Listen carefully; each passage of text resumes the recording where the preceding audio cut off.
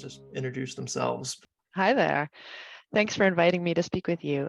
So my name is Elizabeth Borland. I'm a professor of sociology at the College of New Jersey, and I teach and research about social movements, as well as about gender and applied sociology. So as a feminist sociologist, I've studied reproductive rights movements in Argentina for nearly 3 decades, with comparative work on Chile and Uruguay over the last 5 years or so.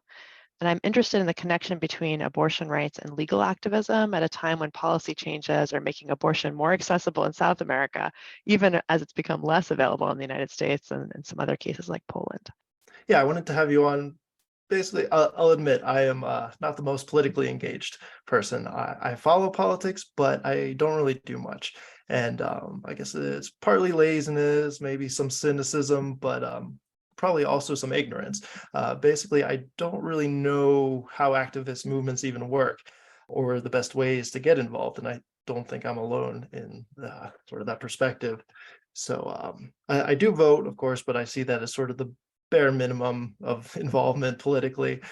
And I definitely know, like, speaking out, gathering protests, these are all important parts to democracy, and that's why our Constitution protects those rights for us, because they have power. And so that's really my goal for this conversation, is just to really understand how movements work and what makes one effective versus not, and how effective political movements can really be. So, I mean, you're asking some really great questions. I think that if we look around, some scholars have said we live in a social movement society, right? There are many, many social movements going on all the time, all around the world. And if we look at a lot of the major social changes that have happened over the last century, 2 centuries, going back, even giving examples from our own history of the revolution in the United States, we can see how social movements have really changed societies and how they've really changed people's lives in lots of different ways. And I think that's one of the things that's really interesting about studying movements, right? We can see how movements change policy, right? So oftentimes that's like a main goal, right? They're working for a campaign to gather people, to express dissent, to bring attention to important social problems, to really show what happens when you get people together collectively to have a voice. And that, of course, also happens in institutional ways, like you mentioned with voting. But with many policy changes, there is at least some social movement component. It's also interesting to think about how the social movements themselves have institutional effects, right? So they create new institutions, things like organizations, parts of government, right? We have, like, for example, in the United States, the civil rights movement was instrumental in the Civil Rights Act, right? And that created a whole array of programs and institutions in the United States that have been really important in addressing many different social issues. And so then they can also create new processes, right, to have a voice in decision making, right? So organizations that will kind of make a seat at the table for people that otherwise didn't have a voice. And of course, we have a big, important history of that with union movements in the United States too. A lot of the times they're working together with the people that organize to try and bring some benefit to constituents. And of course, unions are a good example of that. But sometimes they're also trying to block unwanted change. So it's an interesting area of study because there's so many different dynamics of what constitutes a social movement and the types of things that social movements do. Could you start off and just talk about how you characterize, how you would describe what a social movement is, give sort of its key components? Yeah, especially because it is so diverse, it is good to kind of narrow it down. So, I mean, first and foremost, social movements are related to change, right? They're either promoting or resisting social change, right? So they have a sort of orientation to change that's important. Usually there's some degree of a real or perceived harm that social movements are oriented towards, right? So some kind of shared grievance, shared claims around change, right? So promote or resist change in that way. Another important component besides this sort of orientation towards change is that at least to some extent, social movements work outside of the system, right? So we say in sociology that they're extra institutional, like outside of regular social institutions. They have a kind of outsider status that is different than, say, party politics, right? Many movements will have some connection to institutional activities as well, but they have at least some extra institutional component. And of course, that affects the strategies they use, the tactics they use, the resources that they have. So that would be a second thing, right? This sort of extra institutional aspect. Of course, they're collective, right? So we talk about collective actions. Social movements are a really good example of collective action. It's not just a one person thing, right? It's a group of people working together. And as sociologists, of course, we study groups. So it would make sense that that would be a subject of study for us. And the collective aspect of social movements is interesting because it means that we often will think about things like how groups come together and have a sense of themselves as a group, especially when it's very kind of diverse constituencies, right? How do you create what we call a collective identity? And so that people kind of will work together, are able to collaborate, and are able to overcome the obstacles in their path. So that'd be the third thing, being collective. Other things that as sociologists we think about is the sort of nature of the organization of a social movement, right? So social movements have some degree of structure. There's some degree of organization, which also lends to the fifth thing, which is that they're in some ways sustained, right? It's not just like a flash in the pan, over with, one day kind of thing, that there is some degree of a sustained collective activity that we're interested in. So I would say those sort of five things of like change, extra institutional, collective, organize, and sustained. Okay, I want to key in on the institutional part, the working inside versus outside, and how you contrast those two.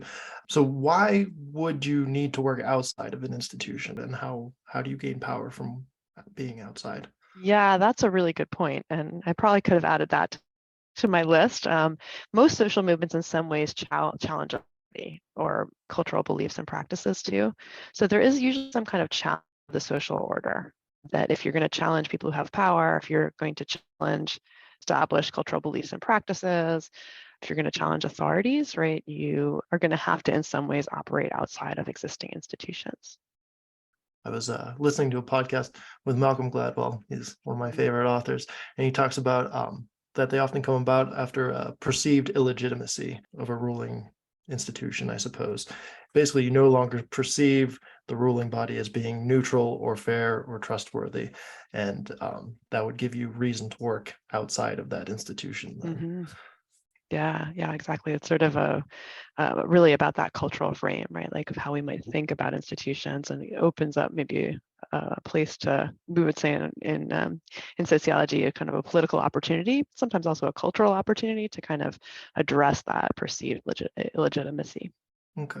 Let's move on to talking about some of the methods and strategies that these movements use. So my perspective is an American one, where we have, a lot of freedoms, we have a democracy, but of course, this isn't always the case around the world. Maybe first separate how these different movements look and the strategies that maybe would be different in under different governments, because they're going to be Mhm. radically different, I would think.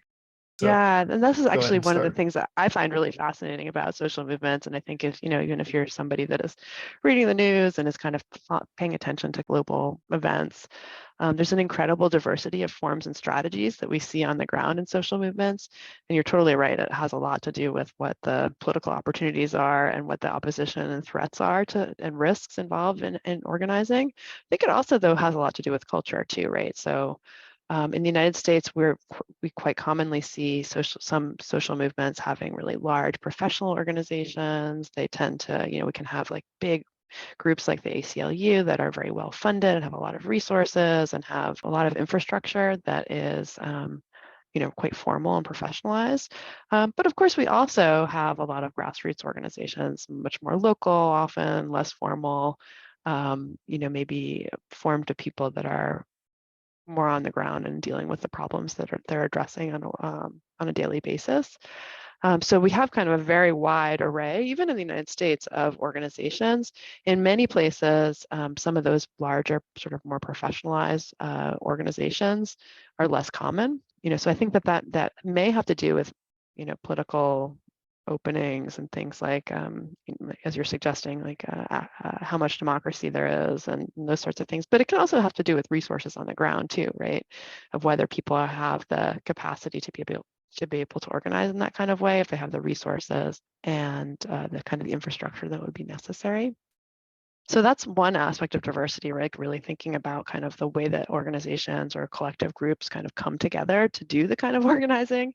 But then it's also really interesting to think about kind of the what we would call the tactical repertoire, like the different kinds of tactics that people use, whether people are using kind of marches and demonstrations as sort of traditional forms of street protest or other forms. And especially now we're seeing many more that are online too, right? Like where the activism is actually happening, what are people actually doing when they're participating? And I think that that's also about cultural opportunities and also about political opportunities. Yeah, let's start there with the creating awareness. Obviously, the internet has changed that a lot, but we still see marches and physical protests that are happening. So this is the part where I feel really disconnected because I don't see the line necessarily from the creating awareness to the solution. So could you talk a little bit about just like is that the first step and how important it is for getting attention, but also getting support, I suppose, because we see a lot of attention grabbing, and I don't know if that's necessarily helpful compared to gaining support for your movement. Yeah, yeah, and I mean, you have to have some attention in order to gain some support, right? To get on people's radar in Mhm. the first place. I mean, definitely grievances really draw people into movements, right? So if people feel like they have, they're at some threat or they kind of recognize for their own experience and their community's experience some harm, right? That really can propel people to get involved. People who have fewer barriers to participation are also more able to get involved, right? So we call this biographical availability. And a lot of campaigns need some degree of sustained activism. So if you're a person that has fewer obligations, right, especially often this is why we might see young people getting more involved in activism than older people because they have more biographical availability. We'd say they have fewer barriers to participation and maybe more time. So there's kind of you have to have the grievance, but then you also have to be able to participate. And of course, online activism has made it possible for some people that maybe wouldn't have had that biographical availability to be involved. But there's also the matter of risk, right? So what are the risks associated with participation? People kind of weigh the costs of participation, which could be in some places, getting arrested, or it could also be, the cost of maybe being away from your family. If you're somebody with a young kid, right, it's harder to get involved, and there may be kind of some risks and costs associated with participating if it's taking you away from your family, for example. There's also kind of both positive and negative sanctions for activists and activism, right? So, people will criticize people sometimes for being involved in activism. And it depends maybe then on your social network, right? So I would guess that you're talking about, being interested but not necessarily motivated to say participate in a protest, right? I would guess from that you probably don't know so many people that are doing that kind of thing because, if you're in a social network where many people are participating or inviting you to participate and are kind of pulling you in, I would guess probably, and the literature suggests that you're more likely then to get involved. So there's a lot of different components I think that can pull people, like push and pull factors. Am I right? Yeah, yeah. Oh, there was a huge difference from when I was in college and Mm, the sort of the energy around doing these sort of activities versus now I live in a house and I'm kind of doing my yeah, own thing. that's And yeah, it's that's totally different. biographical availability right there. Yeah. And Mhm. what about social networks? Yeah, it got a lot smaller as well. Yeah. But I think with Uh, COVID too, many of us have had our networks just change, which is partly why it's so interesting what happened with Black Lives Matter. The protests that happened in the summer of the pandemic, the fact that so many people did go out on the street, even despite the risks, which weren't just about protest in general and even maybe kind of police related things having to do with those particular protests, but also because there was still uncertainty at that stage about the pandemic and getting involved in protest was also seen as particularly risky, just health wise, right? That was an interesting moment to see how some of those risks were overcome. And a lot of it was young people, right? So again, speaking to that moment of biographical availability and moment of social networks, young people encouraging one another. and that's probably what got me most interested in having this topic for the podcast is both just the extent, the massive numbers that this protest brought, the Black Lives Matter, but then also the way that one was criticized, and then some more recent ones with like climate activism, where basically people were doing protesting for attention that was inconveniencing people, and they got a ton of backlash for the inconvenience. So you're trying to get the attention and the support, but I think that necessarily you're stealing people's attention at the very least, or you're causing them some other kind of inconvenience. And so that to me was like the first part of like, how effective are these strategies of, you're pissing people off a lot of time. And in our world now, just it seems to be that there's no such thing as bad attention. More attention is good, but maybe that's not true. This was really like the main thing. I really just like, I don't know how this is going to work. Somebody must Yeah. study this.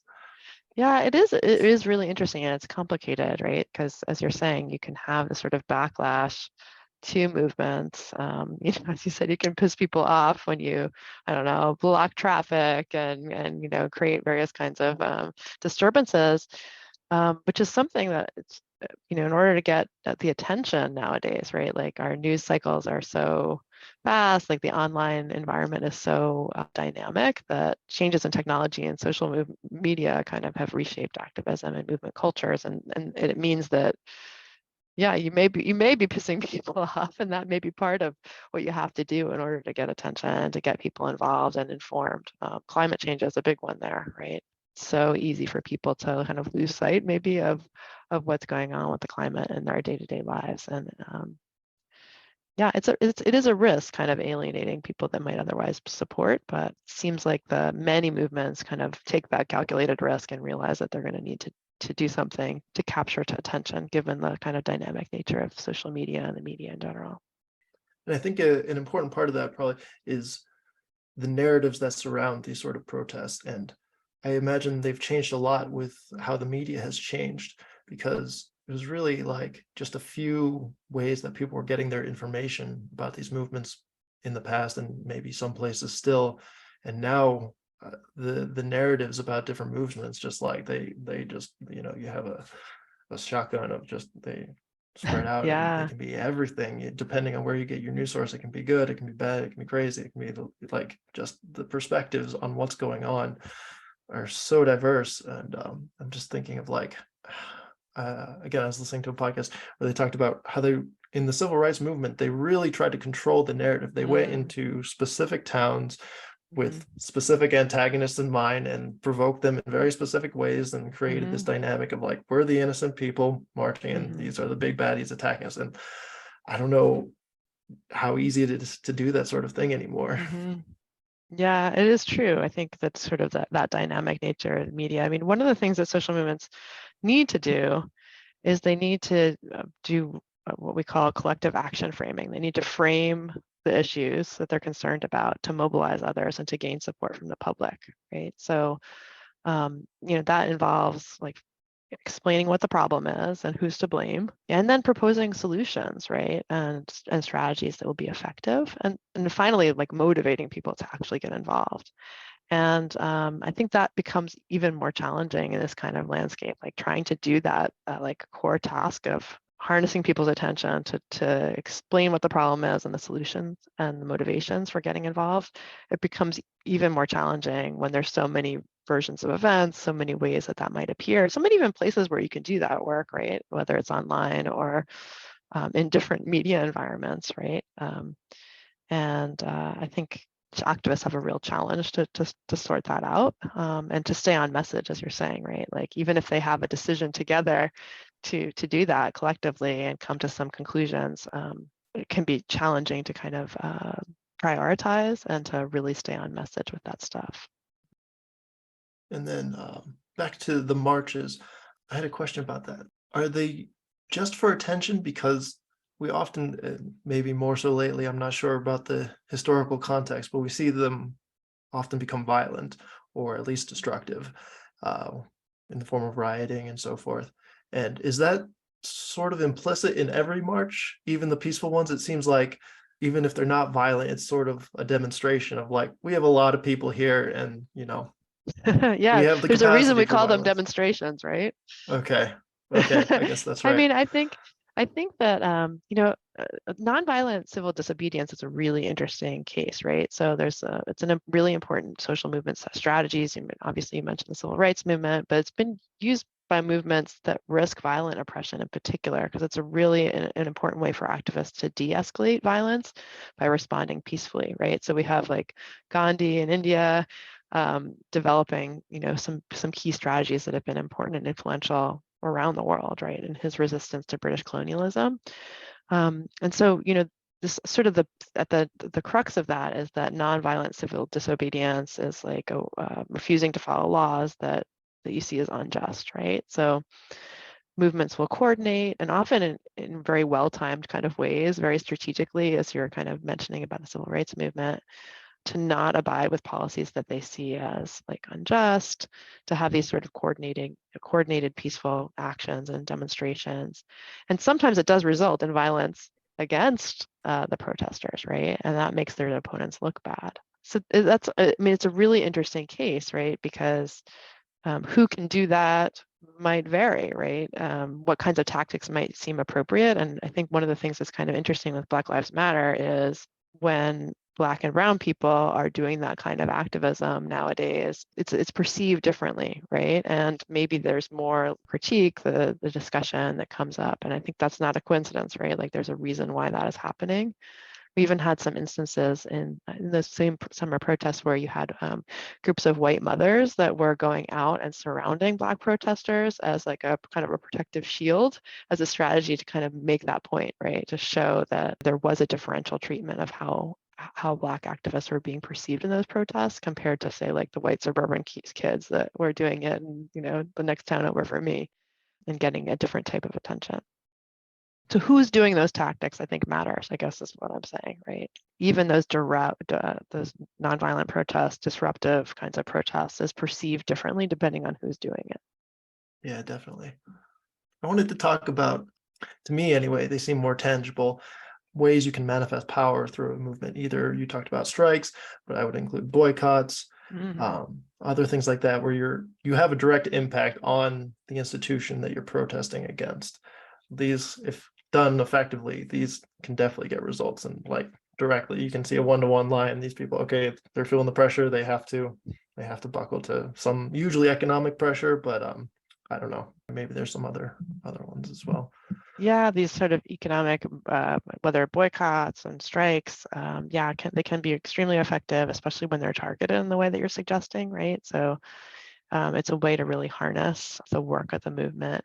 And sometimes it is somewhat institutional too, right? One interesting thing, and I have some colleagues that have studied like shareholder activism too, right? Like, so ways that people might get involved to make demands as shareholders of big companies, right? We're seeing this with some of the oil companies and kind of various big movements around, kind of ways that people right within the institution then can make claims as shareholders. So, a lot of the times, though, what you're mentioning is about consumers, right? It's about consumers voting with their dollars, really, right? In those sort of boycott movements, or even movements maybe to support particular efforts using buying power too. Yeah, they're very interesting, and they do have this kind of connection between the institutional and the extra institutional.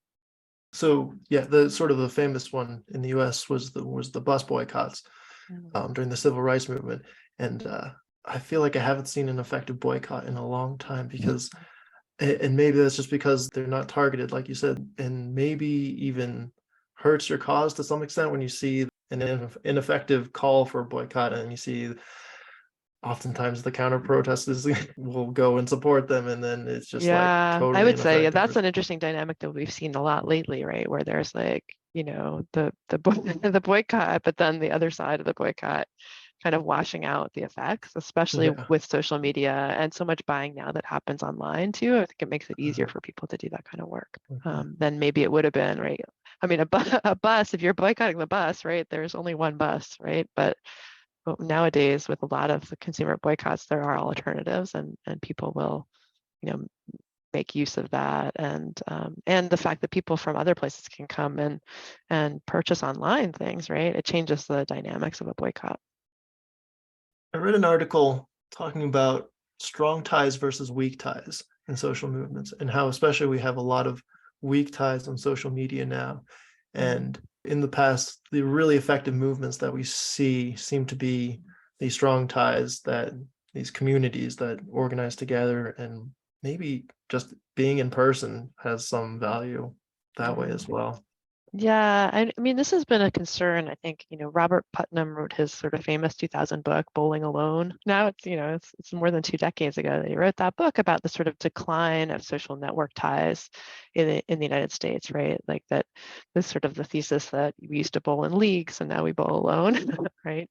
And part of that at that moment when he was writing that and kind of signaling an alarm kind of is to say that so many of these connections that we have, these sort of social network ties within communities are really important for the civic infrastructure, right? For us to, whether it's like PTAs and sports teams and, the library committee, but that's true also for social movement organizing, for, collective organizing in communities, right? So I do think that this idea of thinking about network ties and the kind of the erosion of network ties, especially in communities that are maybe where it's common for people to be working multiple jobs, where people are commuting long distances, where they just are kind of struggling to make ends meet, and where they don't have extra time to maybe dedicate to civic infrastructure, right? Or to this kind of collective organizing. So I think that it's an important aspect, right, that affects how we are connecting, as well as all of, as you're saying, like the fact that a lot of us are interacting more with other people online, or even not interacting with people online, right? People who are playing solo video games and watching YouTube and even listening to podcasts, right?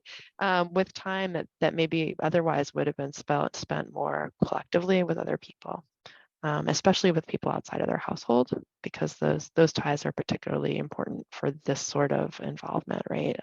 Social networks to like meet people who are organizing, that might invite you to get involved, to be educated about issues directly, face to face, in a way that might overcome some of that inertia uh, that makes it, sometimes people are hesitant, if you know somebody and if you interact with them regularly and they invite you and you have that emotional tie, you're much more likely to say go to that protest, or go see what's going on at the rally down the street, or dedicate your time and effort. On the other hand, I do think that people are getting a lot more information through social media ties, right? So we also have this sort of countervailing force of people having these connections and learning about things that are going on, maybe even further away from where they are, in ways that they wouldn't have before. And I think this is especially important for, movements that are around gender identity, movements that are around kind of medical issues, people who are maybe in stigmatized groups that wouldn't have otherwise found each other as easily, are finding community online and finding ways to like get involved in the issues that they care about, that wouldn't have been as easy or as possible to do through face-to-face network as before.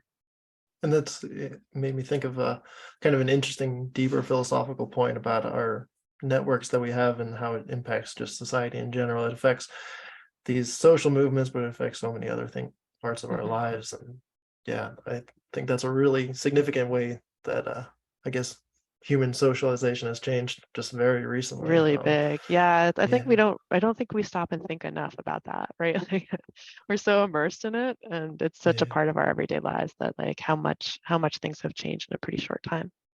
Yeah. yeah, yeah. And then its capacity to change society in general. And then I guess tied with that is movements often have leaders, of course. And how do they emerge? Because it's not some institution where you're voting on them, electing them. Yeah. Um, like, is it just always the charismatic people, the people who start the movement? I don't quite understand. Obviously, there's some democratic element to getting that person there, but I don't quite understand the dynamics of finding leaders of movements and then so the media will talk to these people often as representatives of the group, and the people in the group more or less be like, yes, we support what this person's saying. You don't have to talk to all of us. You talk to the guy or the woman that's Right. doing this.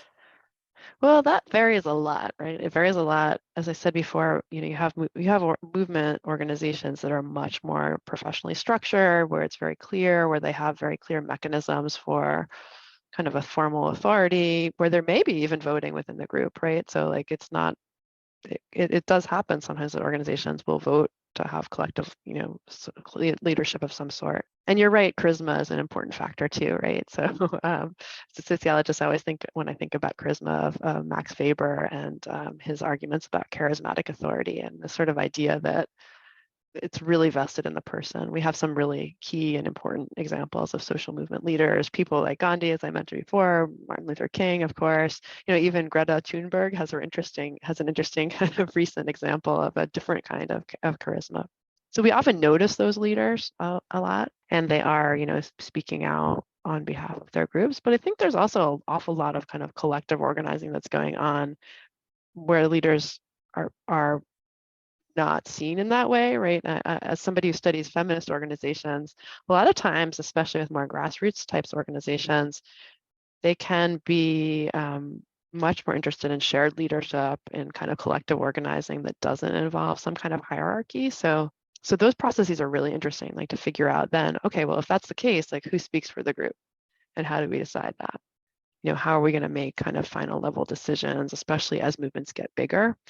I'm standing here in front of a green bandana. That's a sign of the abortion rights movement in Latin America, especially in Argentina. And every decision that got made by a really big coalition in Argentina around, the organizing that went on successfully in the end of 2020 to legalize abortion, this huge movement, a green tide, it became called because of how widespread it was, how many people got involved.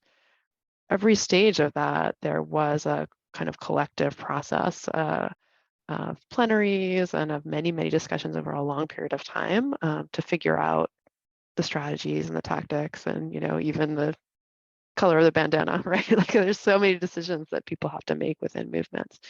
And so I don't think it is always about some leader or charismatic leader. Oftentimes there can be a more subtle, more collective forms of organizing that some movements are particularly invested in. It takes a lot of effort and a lot of work to do that kind of thing, but it is possible that some movements are a lot less hierarchical in that way. Often historical context, people who talk about like the great man theory of history. Mm-hmm. And yes, as somebody who studies this, I guess you have a perspective that there's a lot more collective action, and it's not necessarily just one person steering this thing. Is that basically right? I mean, I guess people like Gandhi and Martin Luther King probably had some outsized influence on the movement, of course. Yeah.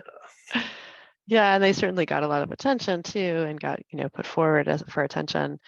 You mentioned Rosa Parks before. Like we also love a story about somebody who like is an unassuming person that is like becomes a sort of everyday hero, which of course Rosa Parks got held up in that way, but people don't necessarily remember that she was also very involved in the civil rights movement. Was sort of like organizing behind the scenes. It wasn't just like that one day she got tired. The story that we like to tell, right? So even the sort of in the great man theory, some of the ways that those stories get told are that simplify a lot more some of the collective processes behind them, which is good to remember. you talked a little bit about privilege and how it's kind of a privilege for some people to be able to protest. And then you talk about young people and the kind of people who do get involved. Is it more wealthy people that can do it, or is it, because I can see it contrasting with people who have more to gain, I suppose. These are the most oppressed people are often the ones that are pushing these things forward. Yeah, I think it depends a lot on what kinds of movements we're talking about, right? So, Okay. and also what the opposition is, right? So, some of this is really interesting in light of kind of repressive contexts, right? So when there's harsh repression, where there's violence, you can see that as a situation where there's nothing left to lose, right? But it's also much more risk to overcome. It's good to notice that there can be so many different types of resistance people might do. Anthropologist James C. Scott talked about weapons of the weak, this sort of idea that even people who are in a really marginalized situation, really oppressed situation, can have everyday forms of resistance, right? So, they might do things like even he wrote about it in a work context, right? So that rural laborers would drag their feet. They would kind of like engage in kind of slowdowns in their work that were not as noticeable. They wouldn't get picked off, right, for this type of resistance. So there's that, right? So that people may engage in kind of everyday forms of resistance when there is a lot of opposition or where it's particularly risky. Of course, I'm also thinking about the case in Argentina of the Mothers of the Plaza de Mayo, this sort of organization that formed of mothers whose kids were disappeared in the dictatorship in Argentina in the in the 1970s with the case of Argentina's last dictatorship. They've been a real inspiring kind of organization for many other movements. So, their claims are really striking in this context, right, of thinking about like how people organize, even when it's really difficult to do, even when there's, kind of pressed to the limits.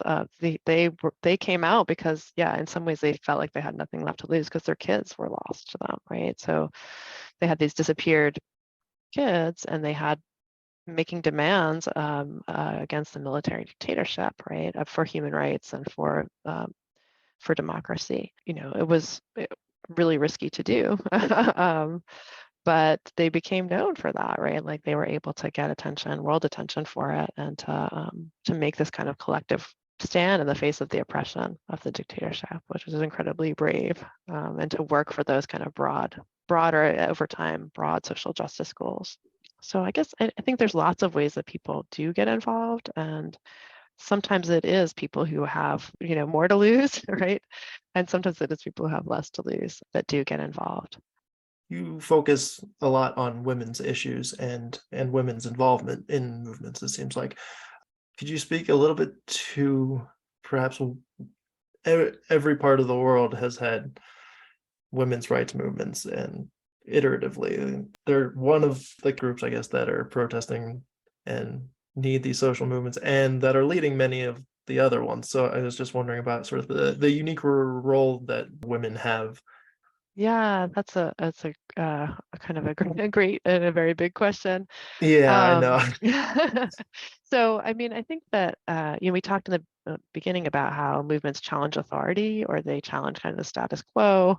And, unfortunately, living in circumstances of patriarchy all around the world, women have many reasons why they might stand to challenge authority, to challenge power, to challenge cultural beliefs and practices that are about that sort of patriarchal status quo. So, we do see a lot of women's movements and, women activists getting involved in different types of movements, but particularly feminist movements, right? To recognize, the injustices that have to do with gender inequality.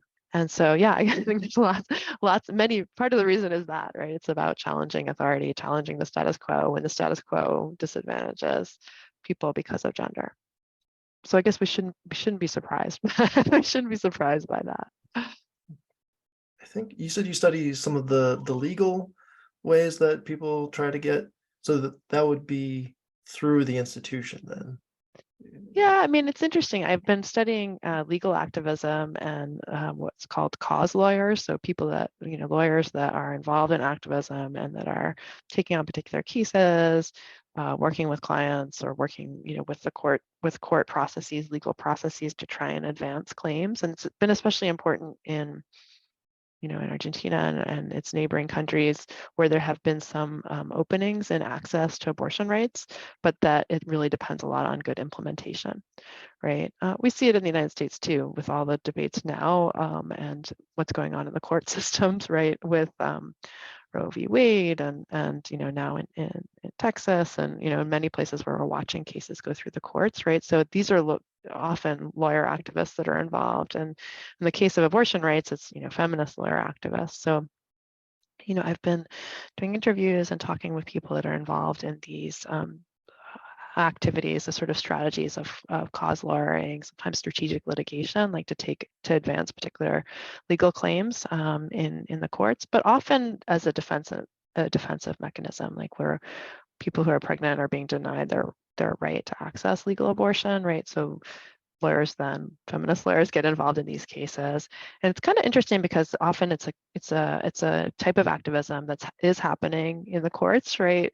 And with legal paperwork and all these sorts of very institutional things, but it's also happening at the same time in the streets, and that the lawyers have this interesting role where they're also speaking out, helping to mobilize and get involved with street protests, sometimes in support of the cases and to kind of raise awareness. So they have this kind of interesting role. One of my respondents called it like a gymnastics, right? Where you have to kind of play both roles, both an institutional kind of thing, but also an extra institutional kind of role, which makes it particularly interesting.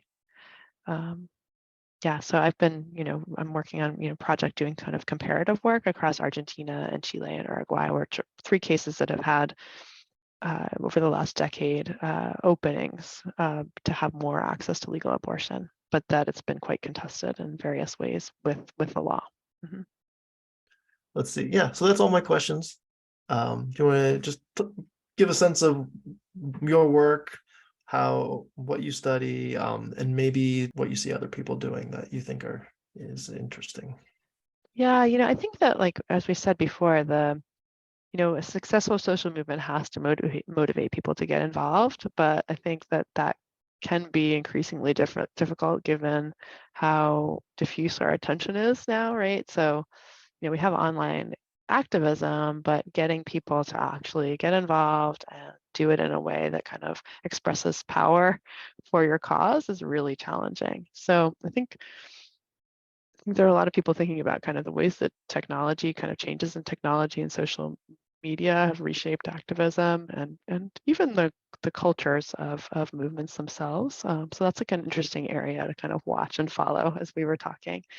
I also think that of course, we have a situation of like global crisis, we have ongoing war, we have kind of certainly an alarming rise in global anti-democracy, right? And anti-democratic forces around the world with kind of receding human rights and civil rights.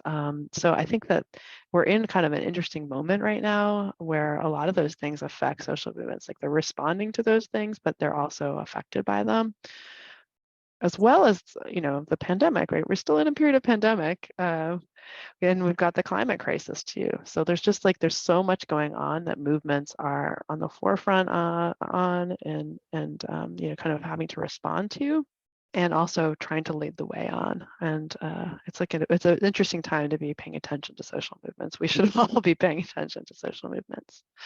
Mm-hmm. Paying attention and participating. I guess there's no one way to participate, but you kind of have Yeah, to be. that is true. And I think paying attention to what's going on in your community, because I think for people that maybe want to get involved, but they don't know where to start, I think looking to see what issues you care about that are close to home, right? Like how can you get involved? And sometimes that is also about rebuilding some of that civic infrastructure that we were talking about in that sort of the problem of bowling alone, right? And the social network ties. Because I do think that getting involved in activism is also a way to rebuild some of that civic infrastructure, and it can be really rewarding and really kind of important in building a community around you too. Like there's a lot of personal benefits that come from participating that it's good to keep in mind. If you're somebody that might be inclined or be thinking about it, like I would look around you, because I bet you there's some interesting things going on in your own backyard. Great. Thanks a lot. Great. Well, thank you.